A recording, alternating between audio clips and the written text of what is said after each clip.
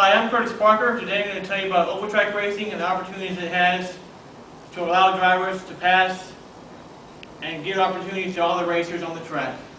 That's why I believe that oval track racing is better than road racing. Webster defines a race as to run swiftly, rush, or drive at high speeds. Today I'm going to compare and contrast road racing to oval track racing.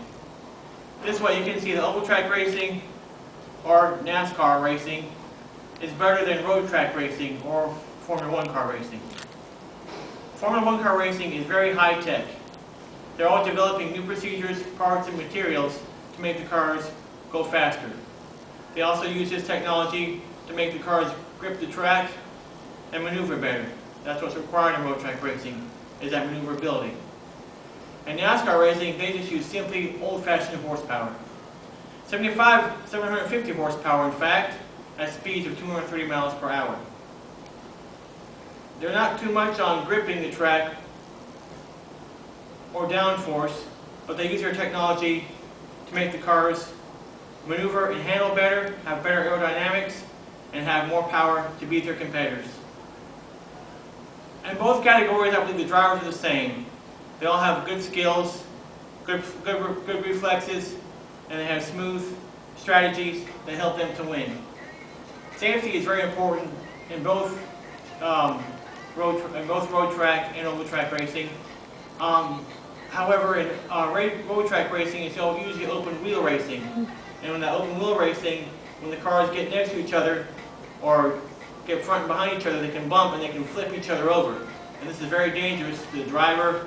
And of course, when this happens, it stops or slows the race. So therefore, racing can't be conducted as it should be. In NASCAR racing, it's closed wheel, like a fender around there. So they can just kind of bump each other like Dale Earnhardt used to do and move on. And the cars are bigger and offer more protection. Another big part of racing is the pit crews and the pit stops. In Formula 1 car racing, you have 13 men on your crew. You have 4 tires on your car, of course, and 16 lug nuts, and 4 air wrenches, 1 air wrench for each tire, and 2 jacks. So in Formula 1 racing, you're changing all your tires at one time because your car's up in the air at one time, and then you're off again. In NASCAR racing, you only have 7 men, 20 lug nuts, but only 2 air wrenches and 1 jack, which means you can only do one side of the car at a time, which to me is more of a sportsmanship kind of thing and more of a human effort. And it's fun to watch the pit crews do it on NASCAR racing because of the human effort in there. And less technology and less manpower. But pit crews and pit stops aren't the only thing that differ road track racing and oval track racing. The track, of course, itself is a big one. In road track racing, you have narrow, twisty tracks that look something like this. And of course, because everyone wants the best line and the inside curve, they get behind each other and follow each other around and around and around. The curves don't have any banks because most of the courses are usually just street courses where they cordon off the areas to make a track. However, in NASCAR racing, the tracks are wide and the banks are curved, which allows for faster speeds and more passing. The fans are important in road track racing and NASCAR racing because they help pay the bills. And in road track racing, the fans usually have to stand along the side somewhere where they can find the bleachers or the seats. And then of course, if there's an accident, the fan is usually exposed to that accident and sometimes can be hurt.